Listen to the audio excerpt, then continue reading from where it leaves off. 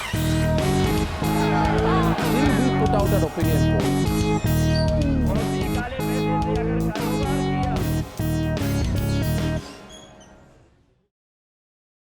नमस्कार, morning show में आपका स्वागत है। Welcome to another election show. ये आज हमारा पंजाब के चुनावी यात्रा का आखिरी दिन है और हमारे साथ दो पत्रकार हैं और न्यूज़ लॉन्ड्री की पूरी टीम है। पहले मैं अपने जो दोनों मेहमान पत्रकार हैं उनका परिचय करवा देता हूं। हमारे साथ शिवेंद्र हैं। शिवेंद्र सुही सुबेर नाम का यहाँ का अखबार है, उसके संपादक हैं। स्वागत है शिवेंद्र आपका। और साथ में मेरे राजीव खन्ना हैं। राजीव खन्ना पुराने साथी हैं हमारे और फ़िलहाल citizen.in नाम की वेबसाइट से जुड़े हुए हैं। तो इस पूरी यात्रा में हम लोगों ने पिछले 10-12 दिनों में जो भी पंजाब के चुनावों के बारे में देखा है, यहाँ का जो रुझान मिला है, जो यहाँ के लोगों की सोच हमारे सामने आई है, उन तमाम विषयों के बारे में बात करेंगे। आज की चर्चा उन नतीजों के आसपास की क्या हो सकता है, क्या किसी तरह की वेव है, किसके पक्ष में है, किसके ख़िलाफ़ है।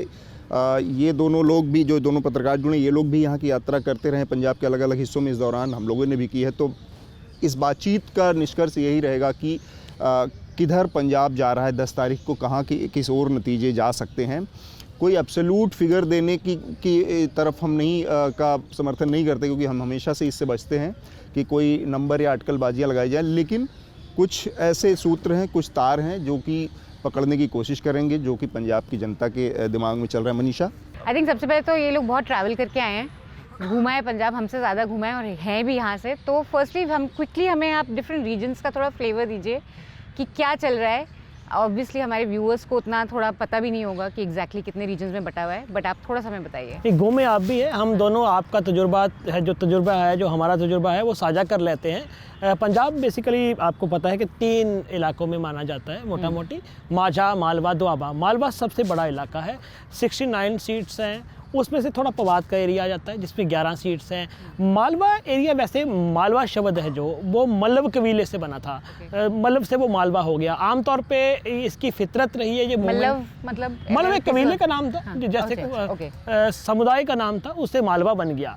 बहुत पुराना, यदि इसकी हम हिस्ट्री देखें तो मालवा का आमतौर पे जो करैक्टर रहा है वो एक तो भाईचारक सौहार्द वाला बहुत रहा है, काफ़ी लिबरल रहा है। मूवमेंट का एरिया भी मालवा रहा है। जितनी बड़ी मूवमेंट, मुजारा मूवमेंट हुई पंजाब में, किसान आंदोलन, अब का भी किसान आंदोलन है, यहाँ तक कि जितनी भी बड़ी मूवमेंट हुई है, प्रोग्रेसिव मूवमेंट, लेफ्ट मूवमेंट का एरिया माना जाता है। यहाँ तक कि आपको याद होगा जो पहले आम आदमी पार्टी ने 2014 में 4 सीटें निकाली थी, वो इसी एरिया में से निकाली थी। So चेंज चाहता है, जो कहता है कि दिल मांगे मोर हैं। तो ये ऐसा एरिया है। अब हम जब वहाँ गए तो हमें ये देखा, हमें लगा कि मालवा में जो एक बड़ी चीज़ देखी, दोनों बड़ी पार्टियां हैं, उनसे लोग फ्रस्ट्रेट हैं। जी। एक लोग मुखर हुए हैं कि हम आपकी तरफ कह रहे हैं। पिछली बार भी यही था। पिछली बार शायद मुझे लगता है कि ओपनली तो बहुत सारे बोलते थे, लेकिन एक खास कैटेगरी थी, जैसे बुज़ुर्ग कह लो, वो उस तरह सामने नहीं आ रहे थे। इस बार हमें बुज़ुर्ग भी सामने आते दिखे। मालवा, पिछली दफ़ा आपने 18 सीटें मालवा से ही ली थी, 20 टोटल थी, 18 मालवा से ली थी। अब मालवा बहुत तय करता है कि क्या हालत होगी। अब मालवा में जो इशू है अपना, मनीषा और अतुल, वो है कि यहाँ छोटी मोटी यूनिवर्सिटी तो बहुत आ चुकी है, जिसको हम दुकानें बोलते हैं। पढ़ाई की बहुत बड़ी समस्या है। इस रीजन में 2 बड़ी यूनिवर्सिटी हैं जिनको हम सरकारी यूनिवर्सिटी कह सकते हैं। एग्रीकल्चर यूनिवर्सिटी, उसमें सारे बच्चे समा नहीं सकते क्योंकि वो खेती से रिलेटेड वो यूनिवर्सिटी है। लेकिन पंजाबी यूनिवर्सिटी पटियाला, किसी समय पंजाब के, खास करके मालवा का जो क्रीम है, इंटेलेक्चुअल है, उसका हब रही हुई है यूनिवर्सिटी। बड़ी बड़ी मूवमेंट्स में अगवाई करती रही है, चाहे वो नक्सलाइट मूवमेंट हो, चाहे वो कि सिख रेडिकल मूवमेंट हो, वो पीछे नहीं रही। यहाँ तक कि उसका जो कॉफ़ी हाउस है, उसे माना जाता है कि एक बौद्धिकता का बहुत बड़ा मक्का है। लेकिन हम देख रहे हैं कि ये यूनिवर्सिटी 150 करोड़ के कर्जे में जा रही है, लगातार डूब रही है। इस समय मनप्रीत बादल ने कहा था कि हम 100 करोड़ देंगे इस यूनिवर्सिटी को। पर सबसे बड़ी है कि सूबाई यूनिवर्सिटी है ये यूनिवर्सिटी कैसे क्राइसिस से निकले। बाद एक बच्चों में आया कि बच्चे लगातार प्रवास कर रहे हैं। 2007 से ये प्रवास विदेशों की ओर गया है। बेरोज़गारी है, बेरोज़गारी भी 2 तरह की है। एक बेरोज़गारी हमें दिख रही है, मान लो कि ये बच्चे के पास कोई पैसा नहीं है। हाँ। दूसरी बेरोज़गारी जो हमें नहीं दिख रही, अधिक है, फॉर एग्जांपल हमने परसों ही बात की थी, एक अपने दोस्त थे, जैसे कि आप टीचर लगे हुए हैं, अब पंजाब गवर्नमेंट ने कुछ शर्तें रखी है, आपने टीचर लगना है, पहले तो टीचर जो आप टीचर बनने के योग्य है उसके लिए आपको टेस्ट देना पड़ेगा। आपने टेस्ट दे लिया जी, फिर आप जिस विषय के माहिर हैं, मान लो कि मैं सोशल साइंस का माहिर हूँ, मुझे उसका टेस्ट पास करना पड़ेगा, वो मैंने कर दिया। करने के बाद मुझे तनख्वाह मिलेगी जी 3 साल आपने 8800 या 9000 रुपये काम करना है। 9000 रुपये मेरा इलाका है संगरूर, तो मेरी बदली अमृतसर कर दी, और मेरा छोटा सा बच्चा भी है, तो अमृतसर में मैं अपना बच्चा लेके जाऊंगा छोटा, उसको खिलाना पिलाना भी है, रहना भी है, भाई मेरा तो खर्चा 9000 से ऊपर आ गया। ये वो है, दिखने में मैं टीचर लग रहा हूँ भी, बड़ा अच्छे अच्छे कपड़े पहने हुए, पर जो अंदर की बेरोजगारी है, बेकारी है, जो गुर्बत है, वो किसी को नहीं दिखेगी। राइज इन इनकम्स नहीं है जी। इनफैक्ट हम लोग पटियाला पंजाबी यूनिवर्सिटी गए भी थे, और हमें बहुत स्टूडेंट्स ने ये कॉन्स्टेंटली इसी एजुकेशन को लेकर, फ्यूचर को लेकर बहुत नर्वस थे मोस्ट स्टूडेंट्स। और वो यूनिवर्सिटी का हाल तो वो 2 एपिसोड्स में अगर आप सुनेंगे काफी डिटेल में, बहुत हमने डिटेल में बातचीत हमें की है। स्टूडेंट्स ने भी बताया। हेल्थ का बहुत बड़ा इशू है वहाँ। हेल्थ का आप देखिए, जो संगरूर की बेल्ट है, आप बठिंडा में आ जाइए, जिसको हम कॉटन बेल्ट बोलते हैं, कैंसर के मसले, कैंसर तो पूरी ट्रेन चलती है, फिर डेंगू के मसले, पीलिया के, काला पीलिया के मसले, बहुत केस है संगरूर में। फिर किसान एजुकेशन की तरफ आपने जिक्र किया, आम आदमी पार्टी, एक चीज़ तो मैं बताऊं कि जिन तीनों इलाकों का जिक्र किया इन्होंने, मालवा, दोआबा और ये माझा का, इन तीनों इलाकों में कांग्रेस के प्रति एक सहानुभूति देखी जा रही, बदलाव के लिए उनका आम आदमी पार्टी के लिए कांग्रेस का शासन उन्होंने देख लिया है, अकाली दल का शासन उन्होंने देख लिया है, तो एक उनके प्रति एक निराशा का भाव है।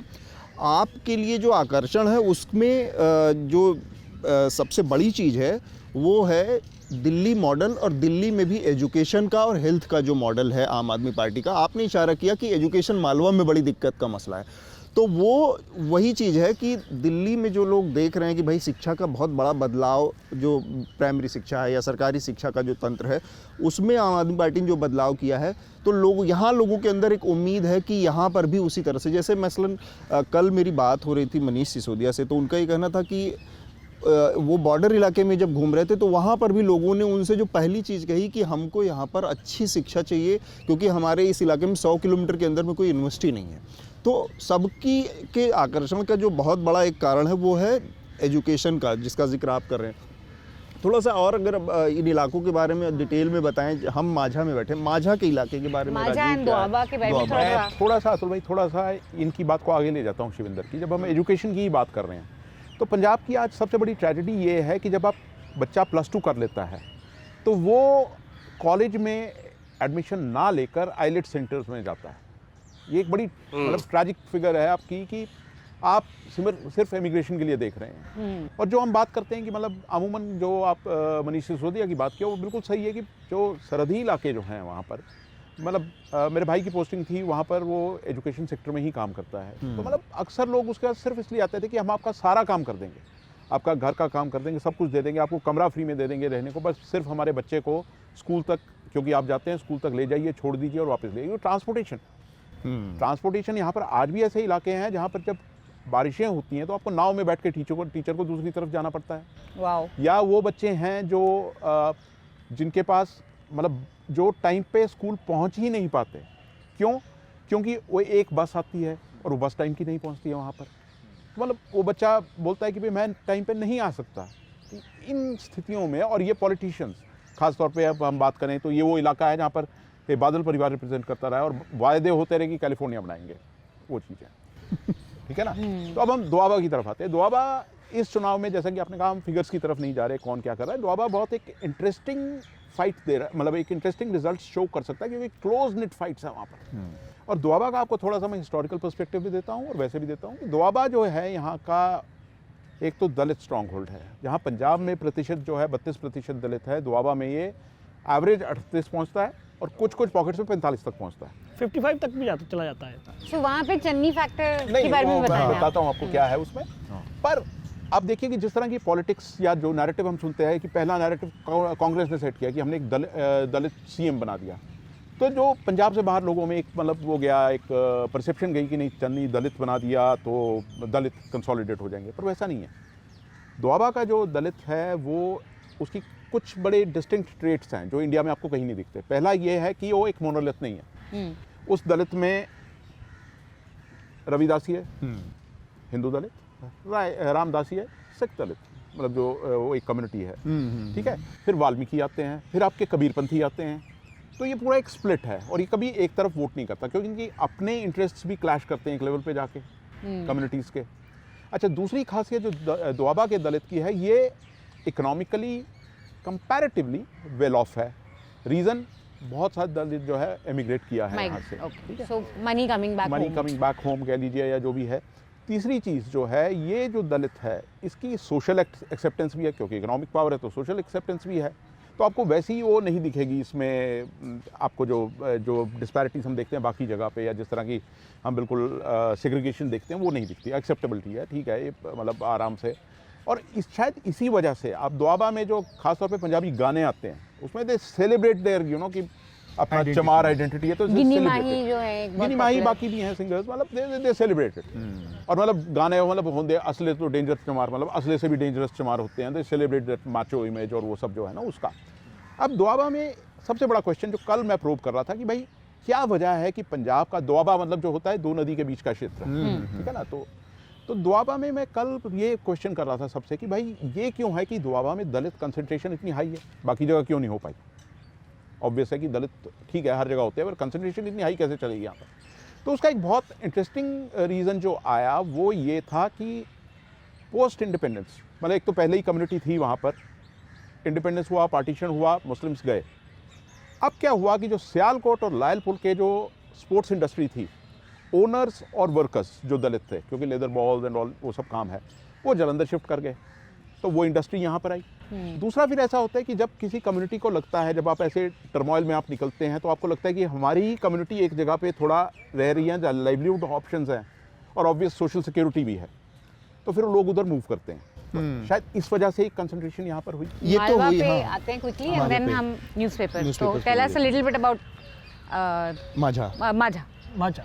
माझा देखो, माझा का जो मेन तो एक हिस्टोरिकल कारण जो बड़ा माना जाता है वो है पंथक एरिया है ये। देखो, सिख धर्म का एक हब रहा है, दरबार साहब अमृतसर में है जहाँ हम बैठे हैं। सिख गुरुओं का एक अकाल तख्त यहाँ है, जो सिखों का पॉलिटिकल डिसीजन वगैरह सारे लिए जाते हैं। मतलब एक सिखों की, हम इसे बोलते हैं कि पार्लियामेंट कहा जाता है। दूसरी चीज़ ये है कि लगातार आप देखिए कि जैसे खालिस्तानी तहरीक का समय था, यहाँ से ज़्यादा वो मिलिटेंट्स निकले थे, इस एरिया से निकले थे। बॉर्डर एरिया है, बॉर्डर एरियाज की अपनी प्रॉब्लम है।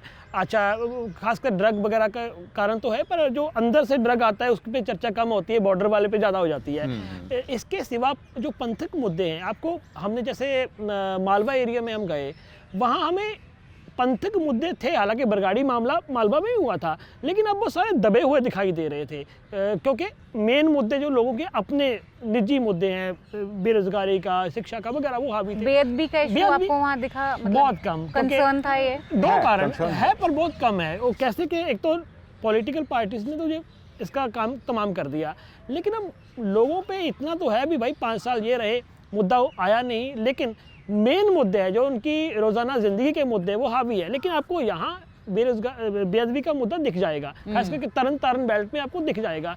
दूसरी चीज़ एक ना जो नेशनल मीडिया ने बना रखी है कि देखो जी सरहदी लोगों की जान को खतरा है, पाकिस्तान से ये है वो है। यहाँ आप मिलिए, 2019 में हम गए थे, ये बॉर्डर एरिया में गए थे, वहाँ एक मुझे रतन सिंह मिला, जिसके बारे में मैंने कैरवान में अपने बड़े पीस में जिक्र भी किया है। वो बोला कि दिल्ली से बैठ के बकवास करनी बहुत आसान है।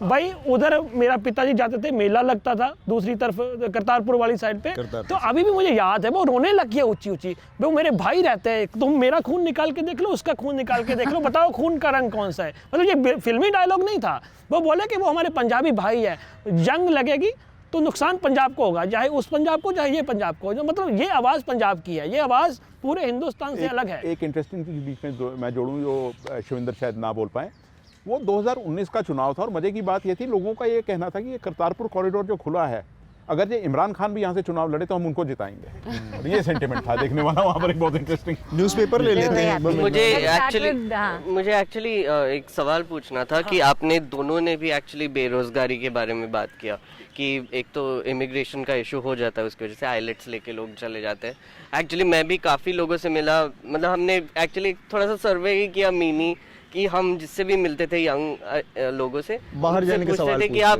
बाहर जा रहे हो या यहीं पे रहने वाले हो, तो I would say around 40 to 50% लोग बोलते थे कि बाहर जाना है। ज़्यादा ही, बल्कि ज़्यादा ही होगा, अतुल के हिसाब से ज़्यादा है। तो एक चीज़ तो मैं पूछना चाहता हूँ कि वो कितना बड़ा प्रॉब्लम है, और उसका मुझे अभी तक तो किसी ने सॉलिड सॉल्यूशन देते हुए नहीं दिखा है।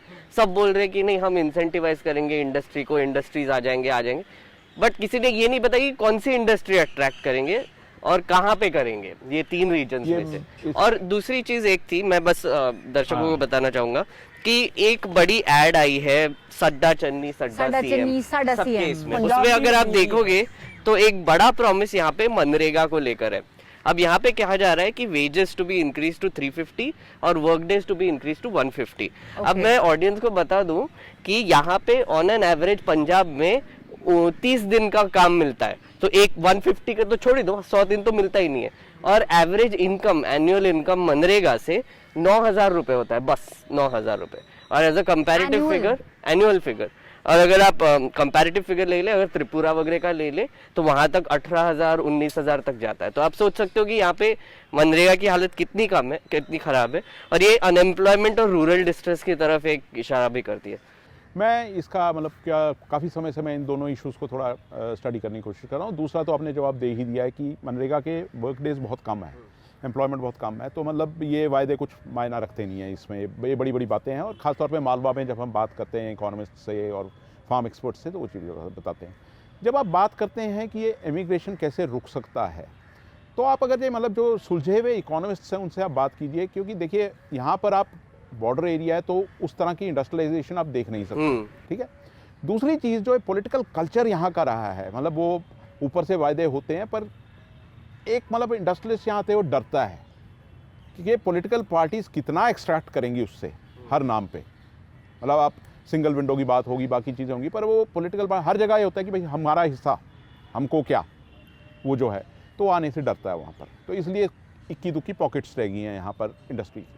तीसरी चीज़ जो आप कह रहे हैं कि सॉल्यूशन क्या है, सॉल्यूशन जो इकोनॉमिस्ट है उनका, क्योंकि ये एक रूरल एरिया है, ठीक है ना, तो यहाँ आपको डाइवर्सिफाई करना है, पहला एग्रीकल्चर और दूसरा फिर एग्रो बेस्ड आपको इंडस्ट्री चाहिए यहाँ पर। और उसके लिए कोई ऐसा नहीं कि आपको कोई हब बनाना है या कुछ करना है, वहीं आप मतलब रूरल एरियाज़ में थोड़े थोड़े डिस्टेंस पे अगर जो इंडस्ट्रीज़ आती हैं, तो इकोनॉमिस्ट का ये मानना है कि अगर जो अपने घर रह के वहाँ जाएगा तो कम वेजेस में भी उसका काम चल जाएगा, उसको वो ना हाउसिंग का प्रेशर पड़ेगा, ना ट्रांसपोर्ट का पड़ेगा, और प्लस आपका जो ये इवन एग्रीकल्चर वेस्ट रेजिड्यू वगैरह इनको सबको यूटिलाइज किया जा सकता है, पर इस तरफ किसी का ध्यान ही नहीं जाता। तो एग्रो बेस्ड इंडस्ट्रीज आप बोल रहे हो कि वन सॉल्यूशन इज दैट।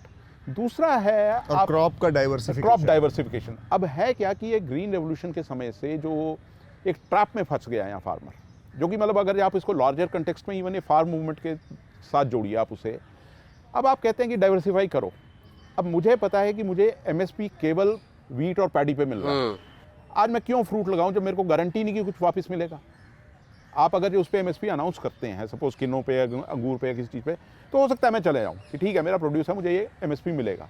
जब प्रोक्योरमेंट ही नहीं है, उसकी एमएसपी मिल नहीं रही, तो फिर वो फार्मर डरता है उन दो क्रॉप से जाने का। जिस पे एमएसपी है वो सेफ हो गया ना, थोड़ा सेफ है, उसको पता है कि वो रिटर्न है। और आखिरी चीज़ जो मैं आपको बताऊंगा कि ये paddy was never a crop for Punjab, बिल्कुल, इट्स बीन अ वाटर गजलर। उससे अपना जो उसका इम्पैक्ट हुआ है वो अलग है, उतना पानी यहाँ नहीं होता जी, बारिश नहीं होती।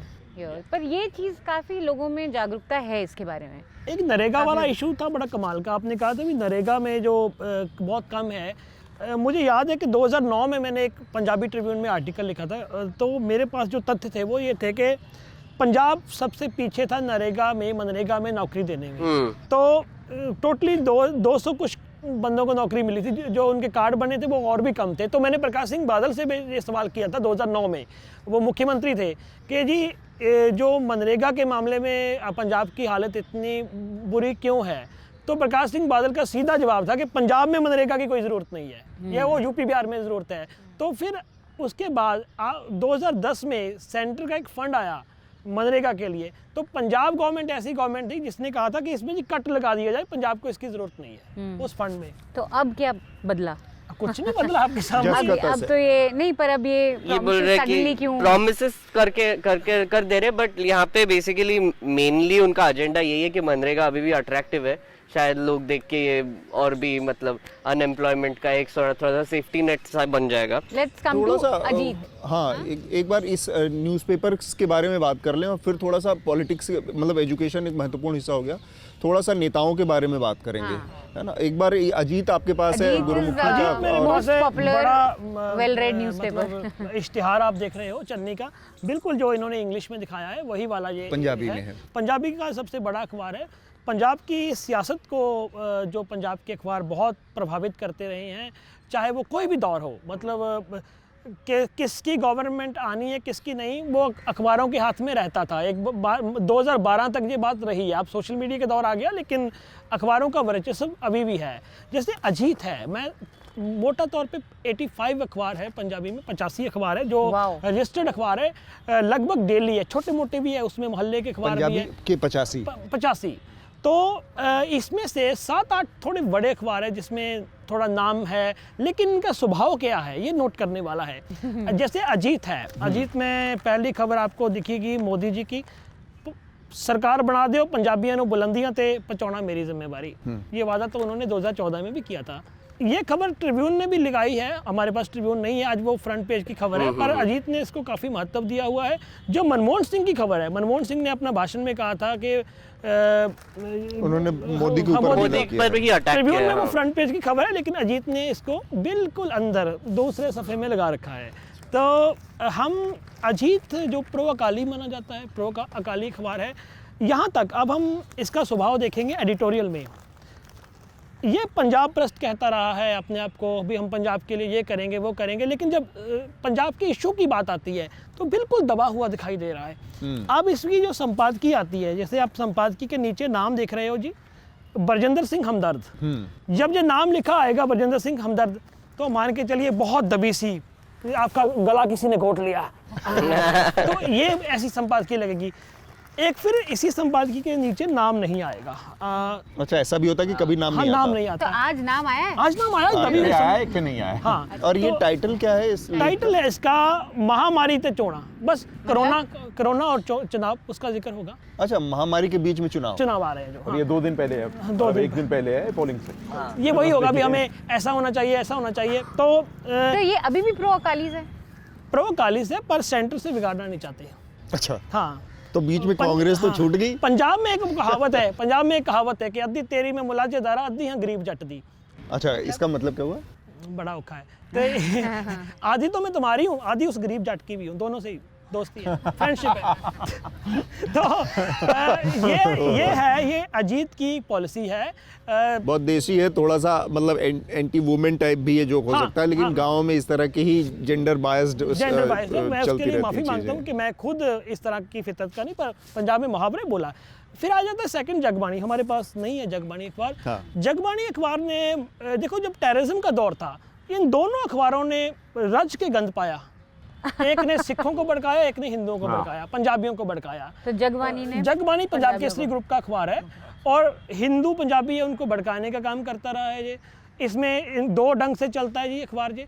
एक तो अश्लील तस्वीरों से चलता है, दूसरा चलता है कि आपने खबर को तड़का लगा के थोड़ा कम्युनल तड़का, बीच में कांग्रेस से भी दोस्ती करता है जी। तीसरा अखबार इनके ऊपर आरएसएस से करीबी होने का वो रहा अभी है। आपको याद होगा कैरवान ने 2 साल पहले एक स्टोरी निकाली थी कि प्रधानमंत्री ने किन संपादकों के साथ बात की थी। उसमें ये इनके एडिटर शरेआम बोले थे कि यस, मोदी जी की हर बात को फॉलो करना हमारा धर्म बनता है। कोरोना टाइम की बात है ये, वो शायद सागर ने की थी, यदि मैं गलत ना हूँ। फिर आ गया एक चीज़ इंटरप्ट करना चाहती हूँ, क्योंकि बीजेपी का इतना बैड इमेज बन गया है पिछले 1-2 साल में पंजाब में, तो how do people react to that paper यहाँ पे? नहीं, हाँ, उसमें है कि देखो, आपको बीजेपी के साथ फिर भी बीजेपी की जो आलोचना, सार्थक आलोचना तो करनी पड़ेगी, पर आप अपनी टोन नहीं मुखर कर सकते। कुछ अखबारों की जो दिक्कत है, जो बड़े अखबार है जैसे अजीत और जगबानी, फिर आ जाता है पंजाबी ट्रिब्यून। पंजाबी ट्रिब्यून जिसे हम सही अर्थों में कहे, पत्रकारी वो कर रहा है सही अर्थों में। उसका कारण है कि उसके जो एडिटर है वो स्वराजवीर है। स्वराजवीर पंजाबी के पॉपुलर राइटर हैं, नाटककार हैं, लिटरेरी फील्ड है, और उनकी अपनी जो लिखते हैं बड़ी कमाल की। किसान आंदोलन के दौरान किसानों का आइकन बना रहा पंजाबी ट्रिब्यून। यहाँ तक कि उन्होंने रिसर्च की, उन्होंने स्पेशल अंक निकाले कि पंजाब में किसान आंदोलन की हिस्ट्री क्या रही है, ये क्या रहा है। नेशनल इशू को सबसे बढ़िया ढंग से मतलब कवर, एडिटोरियल का जो सबसे स्ट्रांग है। बदकिस्मती कि आज हमारे पास अखबार नहीं, मैं आपको दिखा देता वो अखबार। अच्छा, डा ट्रिब्यून से बढ़िया आजकल काम पंजाबी ट्रिब्यून कर रहा है। डा ट्रिब्यून से अच्छा काम, ये एक अपने मानने वाली चीज़ है। चौथा अखबार आ जाता है स्पोक्समैन। थोड़ा हार्ड सिख टोन लेकर पैदा हुआ था ये, लेकिन अंदर खाते दोस्ती कांग्रेस से भी रहती है, समय समय पर लोड पड़े तो अकाली दल से भी पड़ती है। एक इनका खास है कि जब सिख भावनाएं थोड़ी भड़क जाए तो भड़काने का काम ये करता है अखबार, ये है। फिर आ गया पांचवा पंजाबी जागरण। जागरण ग्रुप का है। जागरण का जिस तरह का करैक्टर है सारे देश में थोड़ा सा अलग पंजाबी जागरण का है। थोड़ा डर लगता है कि यार इस तरह की बोली हो जाए कि खतरा ना हो जाए कहीं। फिर भी आप सॉफ्ट करके, जैसे किसान आंदोलन है, क्रिटिसाइज करना है, बस थोड़ा सा। मुझे जागरण का आपने जिक्र किया तो एक चीज़ बताइए, जागरण जो है कई बार बहुत ही बेशर्मी से उत्तर प्रदेश में जो एडिशन निकालता है पंजाब में नहीं वो लौट जाता है सरकार के पैरों में।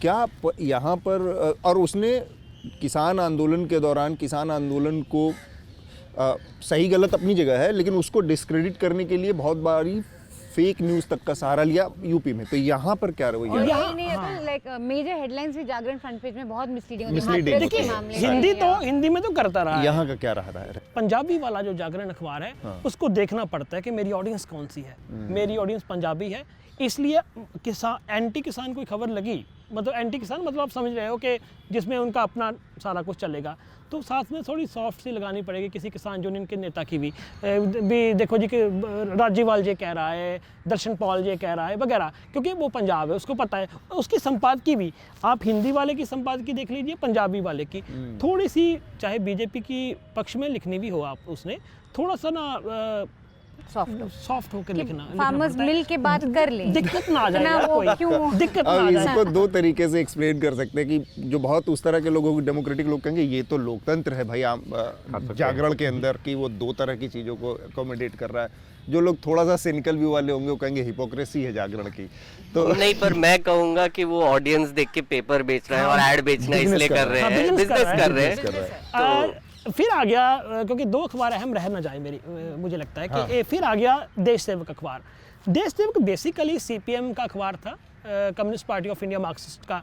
इसके 95 में शुरू हुआ था। इसकी आजकल ये बिल्कुल मरने के नारे हैं, क्योंकि जैसे कम्युनिस्टों का बुरा हाल, पार्टी मरने की वही हाल इसका है। जब ये अखबार आया था, इसकी एक खासियत रही है अपना अतुल और मनीषा, इन्होंने बहुत अच्छे एडिटर लिए हैं, जैसे डॉक्टर प्रेम सिंह जैसे थिंकर थे पंजाब के बड़े, डॉक्टर तेजवंत गिल, गुलजार संधू, इन्होंने थोड़ा सॉफ्ट कॉर्नर भी रखा, इसलिए बहुत अच्छे पत्रकार निकले। शमील जैसे, जसवीर समर जैसे पत्रकार इस अखबार ने दिए हैं, जो आगे चलकर जिन्होंने पंजाबी पत्रकारी में अच्छा काम किया।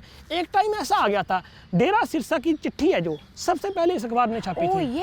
सबसे पहले चिट्ठी इस अखबार में पूरी की पूरी चिट्ठी छापी थी, ये देश सेवक था वो। तोता सिंह को तोता सिंह अकाली मंत्री थे 97 से लेकर 2002 तक, तो उनकी करप्शन का केस का खुलासा इन्होंने भी किया था। पंजाबी में टाइटल था 10 तोते आवे कित्थे कित्थे मारी चुंझ, भी तोता सिंह ना उनका नाम, तोता सिंह तूने अपनी चोंच कहाँ कहाँ मारी ये बता दे।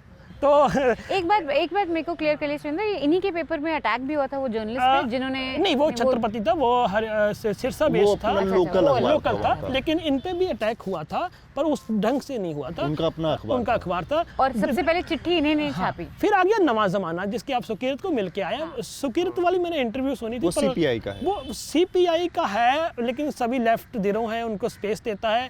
एक चीज़ वो बताना भूल गए मुझे लगता है अपने इंटरव्यू में, उनका जो संडे वाला अंक होता है ना, वो लिटरेरी हलकों में बहुत पॉपुलर अंक है। संडे वाला अंक नवा ज़माना, ये एक अखबार है जिसका लिटरेरी एडिटर की पोस्ट है जिसके पास, साहित्य संपादक की, अदरवाइज इंग्लिश में भी खत्म हो रही है। तो ये थोड़ा मैंने मोटा ये आपने बहुत इंटरेस्टिंग बताया, क्योंकि इट्स ट्रू इंग्लिश में भी अब वो संडे एडिशंस में वो लिटरेरी रिव्यूज मैक्सिमम आ जाते हैं, लेकिन वो लिटरेचर पे फोकस नहीं है, लेकिन उसमें साहित्य एडिटर की पोस्ट है। थोड़ा सा हम लोग आगे बढ़ते हैं अब, हम लोगों ने जो अपनी यात्रा की पंजाब की, उसमें एक चीज़ है कि भगवंत मान के ऊपर जिक्र की बात होनी बहुत ज़रूरी है। तीनों इलाकों में भगवंत मान ऐसे नेता के तौर पर नज़र आए हैं जिनके लिए लोगों के अंदर एक उत्साह है, जिनको लोग भविष्य के तौर पर देख रहे हैं पंजाब के लोग। ये मेरा अपना ऑब्जर्वेशन है, बाकी लोग भी अपनी अपनी राय दे सकते हैं। कुछ इलाके ऐसे हैं जो हरियाणा या उधर दिल्ली के आसपास, मतलब उधर के इलाके, पटियाला से उधर, उन इलाकों की अगर बात करें तो वहाँ पर अरविंद केजरीवाल भी एक बड़ा फैक्टर है। अरविंद केजरीवाल से भी लोगों को वो है। तो भगवंत मान की जो अपील है वो पूरे इलाके में है, और उसके पीछे उनकी जो पहले की जो एक सेलिब्रिटी छवि थी वो कलाकार के तौर पर, और उसको तो लोगों के अंदर के बीच उनकी पहुंच थी। और साथ में कुछ लोगों से बातचीत में ये भी है कि भगवंत मान बहुत इजी अप्रोचेबल आदमी है। ठीक है, अब जिम्मेदारी मिलने के बाद वो चीज़ें बदल जाएंगी, क्या होंगी, लेकिन अभी तक उनके बारे में माना जाता है कि बहुत हम्बल बैकग्राउंड के और उस तरह के नेता हैं। तो आपके पक्ष में जो चीज़ें काम कर रहे हैं उसमें ये दो नेता नज़र आए। सबसे आगे तो उसमें भगवंत मान ही है, जिनके लिए अक्रॉस द बेल्ट में सब जगह एक अट्रैक्शन है। दूसरा अरविंद केजरीवाल है, और तीसरा सिद्धू है। सिद्धू क्योंकि सिद्धू कांग्रेस का है, पर वो अपने मुझे लगता है कि कांग्रेस में जो इंटरनली झगड़ा चल रहा है, वो हर जिससे भी बात कर रहे थे वो बता रहे थे हमको कि हमको पता है क्या हो रहा है, मतलब ऐसे कोई छुपा हुआ नहीं है। सिद्धू की इमेज क्लीन है। हाँ, सिद्धू की इमेज क्लीन है। लेकिन एक और कांग्रेस का चूंकि जिक्र आ गया तो हाँ। चन्नी के बारे में बात करनी चाहिए। चरणजीत सिंह चन्नी, उनकी जो दलित पहचान का मुद्दा है, कुछ जगहों पर उसको भी लोगों ने वो किया है। जैसे अगर याद हो, हम लोग जब संगरूर ज़िले में बातचीत कर रहे थे तो कुछ एक दलित पॉकेट्स ऐसे थे जहां उनकी दलित, हालांकि बहुत डिटेल में राजीव ने एक्सप्लेन किया है कि भाई दलित एक मोनोलिथ के तौर पर यहाँ पे काम नहीं करता है, लेकिन उनकी दलित पहचान कुछ पॉकेट्स में काम कर रही है। लेकिन वो कांग्रेस को कितना फायदा पहुंचाएगी इसके बारे में बहुत ज्यादा कोई भरोसा से इसके विपरीत भी व्यूज सुने। मतलब एक तो ये ऑब्वियसली एक नैरेटिव है कि चन्नी जी दलित है तो उनका एक एडवांटेज मिलेगा, पर मैंने इनफ विपरीत व्यू भी सुने कि पंजाब में ये काम नहीं करेगा। लेकिन वो नॉन दलित लोगों के व्यूज थे, उसमें दलित लोगों के व्यूज है कि दलितों में जो है कि, मतलब कल भी हम बात कर रहे थे कि जो दोआबा का दलित है कम से कम उसमें 30% चन्नी की तरफ जाएगा, क्योंकि एक फीलिंग है कि हमारा कम्युनिटी से लोग। देखिए पंजाब को आप अगर हम देखें तो फ्यूडल माइंडसेट आज भी यहाँ एग्जिस्ट करता है, ठीक है ना। तो उसमें एक ये फैक्टर होना कि एक दलित को सीएम बनाया गया कि हमारा बंदा सीएम है, मतलब वो फैक्टर मिलता है आपको, तो वो एडवांटेज तो हुआ, बट वही है कि मोनोलिथ की तरह नहीं है। अच्छा, दूसरी चीज़ जो मैं कहूँगा कि जो लोग बिल्कुल रीड नहीं कर पा रहे, किसको फायदा देता वो चीज़ अलग है। देखिए हमारा जो है एक कास्ट हिडन समाज है, और उससे पंजाबी अछूता नहीं है, और फ्यूडल है, पर उसके ऊपर फ्यूडल है यहाँ पर, मतलब एक वो चीज़ अलग है। कुछ स्टेट्स उस दायरे से निकल गए, पर पंजाब में भी है। तो एक फैक्टर जो है ना वो रिवर्स कंसोलिडेशन जो है, कि जट्टों का कंसोलिडेशन, कि भाई एक दलित बन गया तो एक रिवर्स कंसोलिडेशन एक फैक्टर है। तो जट्टों का कंसोलिडेशन, अपर कास्ट हिंदू का कंसोलिडेशन, कि how can Dalit CM get chance, मतलब हम इसके नीचे क्यों काम करें। इसमें मैं थोड़ा सा एक और ऐड करना चाहता हूँ, थोड़ा राजीव की बात को थोड़ा सा मान के थोड़ा सा ना मान के।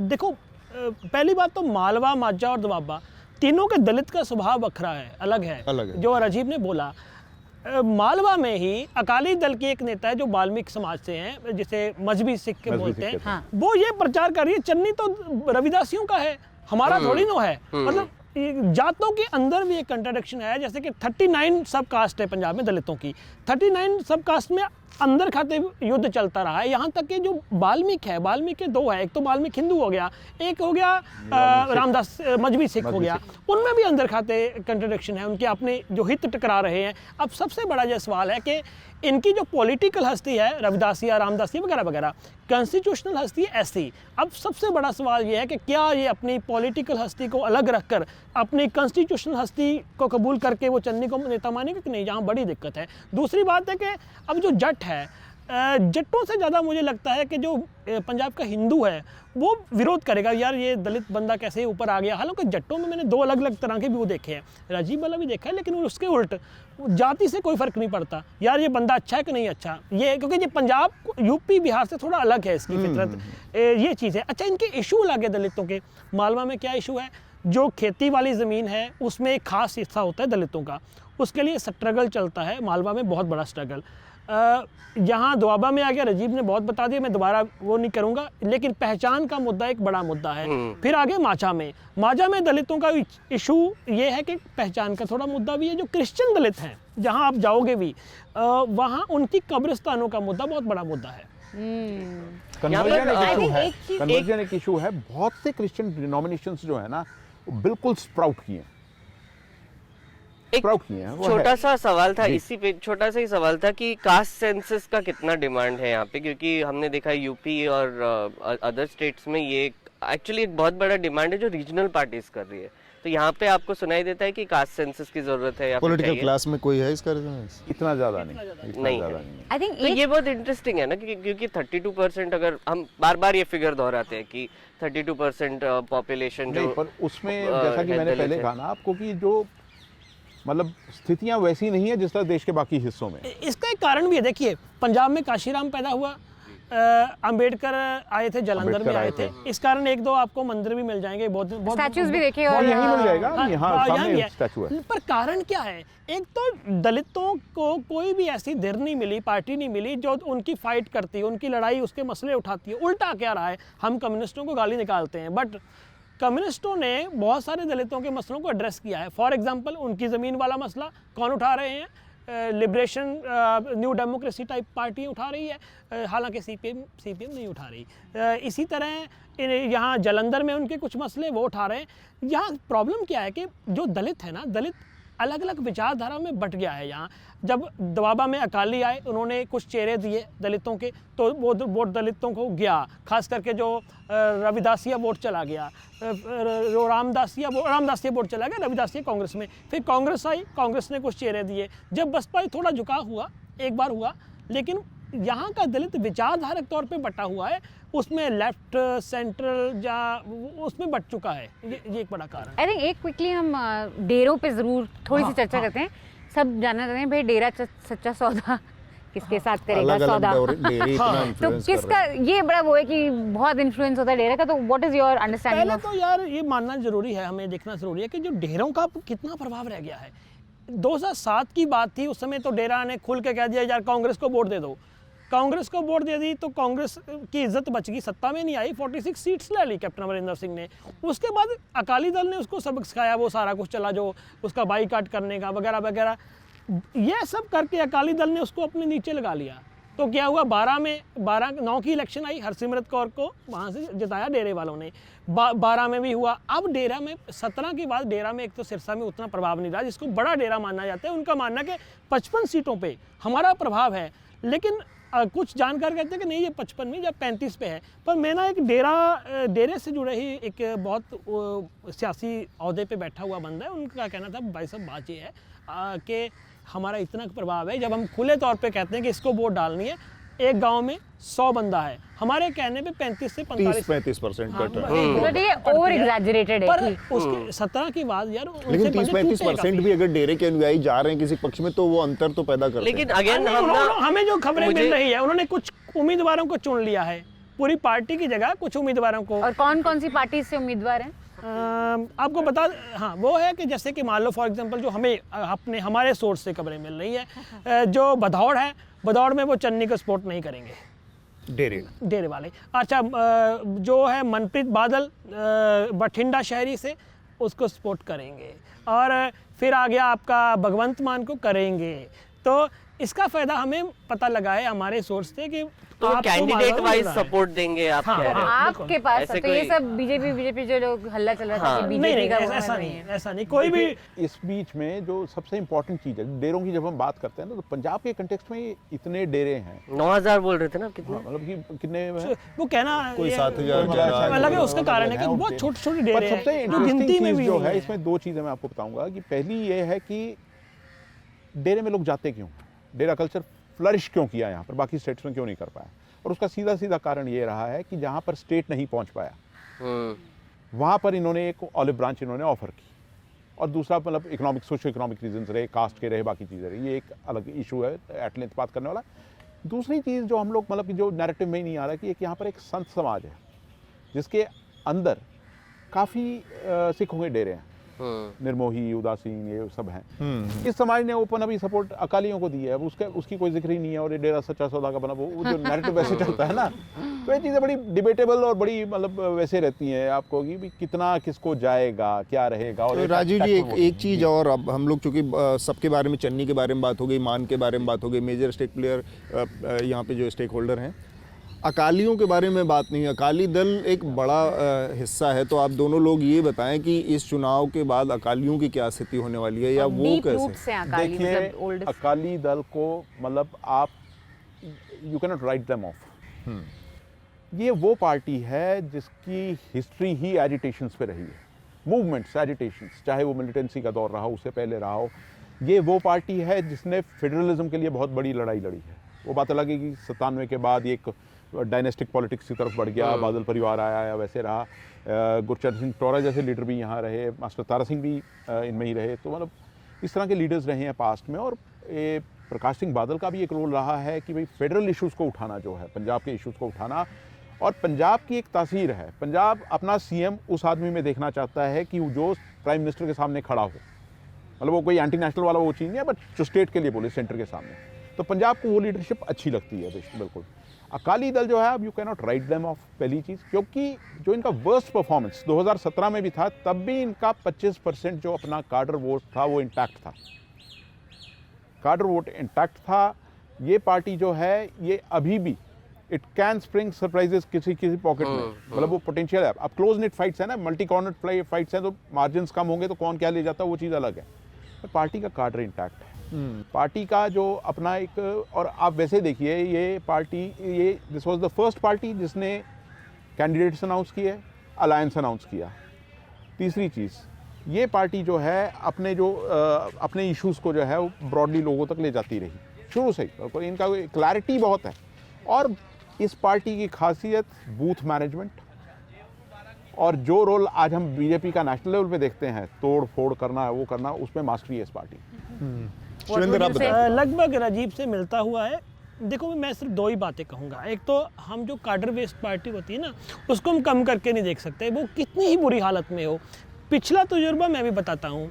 लुधियाना ज़िले का एक गांव है, 1475 वोट थी उसकी, तो उसने कसम खा ली कि अकाली दल को वोट नहीं डालेंगे हम, 200 वोट फिर भी पड़ गई। इसी तरह मोगा ज़िले का एक गांव है, वहाँ कोई बूथ नहीं लगा अकाली दल का साहब, लेकिन अकाली दल को 400 से ऊपर वोट फिर पड़ गई। इसका मतलब क्या है? इसका मतलब है जो कार्डर बेस्ड वोट है, जितनी मर्जी कस्में खवा ले, वोट पड़ जाती है उसकी। तो इसलिए अकाली दल को मैं इस बार फिर भी, पिछली बार भी नहीं, इस बार भी नहीं, कम करके नहीं देखता। चाहे उसकी सीटें बहुत कम ही आए, जितनी भी आए, पर पिछली बार से इम्प्रूवमेंट होगा सीटों में। देखो, क्या हो सकता है? एक ढंग से हो सकता है। उसका कारण यह है कि जैसे कांग्रेस के प्रति आक्रोश है, या अकाली दल कई जगहों पे आपने ऐसे कैंडिडेट दिए हैं जिन पे सवाल उठ रहे हैं, कांग्रेस पे भी उठ रहे हैं, उसका फ़ायदा अकाली दल ले सकता है। उसमें एक चीज़ और है कि पिछले इलेक्शंस में एटलीस्ट 15 सीटें ऐसी थी जब मार्जिन, मतलब लूजिंग मार्जिन जो था अकाली दल का, वो बहुत कम वोटों का था। तो they will make up this time. और ये वो सीटें हैं जहाँ पर बीएसपी की अच्छी खासी वोट है। राइट, क्या वो उस तरफ जाती है, वो एक अलग चीज़ है। Alliance है। इस बार तो बहुत कम ऐसे कई इलाके होंगे जहाँ बहुत कम मतों से मतलब फैसला होगा जीत हार का। So I think this is a good cue to come to an end to our show. 40 minutes हो गए हैं, आपको भी आगे जाना है, हमें भी आगे जाना है, ये हमारा लास्ट डे है। लेकिन जाते जाते हम एक छोटा सा प्रिडिक्शन तो नहीं मांगेंगे आपसे, लेकिन हमें थोड़ा एक फ्लेवर दे दो कि किस टाइप की, according to you, after all your travels, क्या दिखने वाला है मार्च 10th? देखिए, हवा चल गई तो एक पार्टी है जिसको सारे मुखर होके कह रहे हैं वो 70 से ऊपर भी जा सकती है, नहीं तो मामला हंग। ये बताओ कि यार हवा यहाँ पे पंजाब में लास्ट 2 दिन तक भी चल सकती है, लोग बोलते हैं। हवा एक दिन होता है, वहाँ बहुत कुछ होता है, डिसाइड होता है आखिरी दिन में हुआ। आखिरी दिन में, आखिरी घंटों तक बात आती है। पिछली बार हुआ कि एक दिन पहले अकाली दल ने अपना वोट कांग्रेस की तरफ शिफ्ट कर दिया था। और मतलब आज और कल में मतलब बीजेपी का वोट काफी कांग्रेस की तरफ शिफ्ट हो गया था। असली गेम जो आज हम 18 तारीख है और कल 19 तारीख है, तो आज और कल के बीच में जो हवा चलेगी, जैसे आप कह रहे हो, वो तड़का लगेगा। हाँ। एक जनरल ऑब्जर्वेशन था मेरा कि कुछ दिनों, मतलब मैं तो ऑनलाइन नैरेटिव भी ट्रैक कर रहा था, मीडिया का ट्रैक कर रहा था, हमारे लीडर्स आके यहाँ पे नेशनल लीडर्स क्या बोल रहे हैं, तो सबका एक अटैक अब आम आदमी पार्टी पे होने लगा है। ओवरऑल एक जस्ट जनरली एक तरीके का अटैक दिख रहा है, हाँ, वो कुमार विश्वास को लेकर एक्सेट्रा। आप वर्सेस अदर्स हो गया। आप वर्सेस अदर्स थोड़ा सा दिख और रहा भी है। देखिए ना कि आम आदमी पार्टी भी एक नया नैरेटिव दे रही है जो हमारे पंजाब ने कभी एक्सेप्ट नहीं किया। फॉर एग्जांपल सबसे पहले जी सिख मुख्यमंत्री बनाएंगे, पंजाब ने ये कहा है कि पंजाबी मुख्यमंत्री चाहिए, सिख कभी नहीं कहा था। उसके बाद में कांग्रेस में भी हो गया भाई सिख बनाएंगे। अच्छा, हिंदू खतरे में पंजाब में, पंजाब कभी भी नहीं सोच रहा था। पाकिस्तान से खतरा है, सिद्धू वाले बयान पे उसने चड्डा ने बोल दिया। तिरंगा यात्रा निकाली, तिरंगा यात्रा, यार पंजाब में बीजेपी की हिम्मत नहीं हुई तिरंगा यात्रा निकालने की कभी, तो ये तिरंगा यात्रा निकाल रहे हैं। मतलब आप अपना कौन तो सा आम आदमी पार्टी की पॉलिटिक्स में भी बहुत सारी खामियां हैं, उसका खामियां, इशारा। हाँ। मतलब वो चीज़ ये है ना, कहना चाहता पंजाबी जो है वो ये कहता है कि यार अब आप पंजाब को बीजेपी वाली इन कोट्स कहूँ नेशनलिज्म और पेट्रियोटिज्म थोड़ी ना सिखाएंगे। ये हमेशा से सदियों से फॉरेन एग्रेशन को झेलता रहा है ये इलाका जो है। अब आप इनको क्या तिरंगा यात्रा निकाल के दिखाएंगे कि ऐसे देशभक्ति होती है? What about your little prediction? I agree with Shivinder कि wave, if there's a wave, there can be a government. Otherwise, it will eventually, वो नहीं हो पाता है तो फिर वो जोड़ तोड़ की बात आएगी। हंग और असेंबली महंगाई और जोड़ तोड़ की बात आएगी। और जोड़ तोड़ में जो सबसे ज़्यादा मतलब कह लो कि वल्नरेबल है, वो ऑब्वियसली नई फोर्स होती है, वो वल्नरेबल होती है।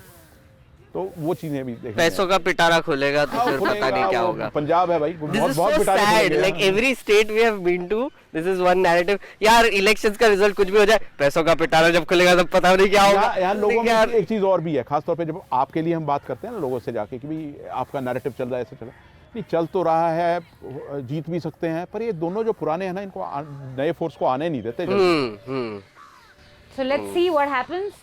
I think next 2 days are going to be very crucial for all the reporters who are going to be here, all the journalists who are tracking these elections. We are moving on from Punjab now and we are going to go to Uttar Pradesh.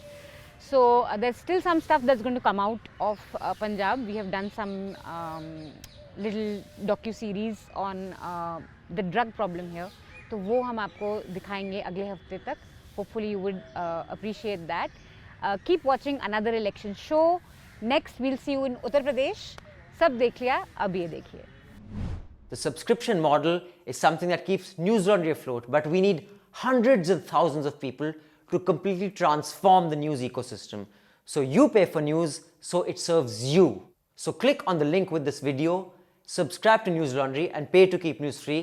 और गर्व से कहो, मेरे खर्च पर आज़ाद है खबरें.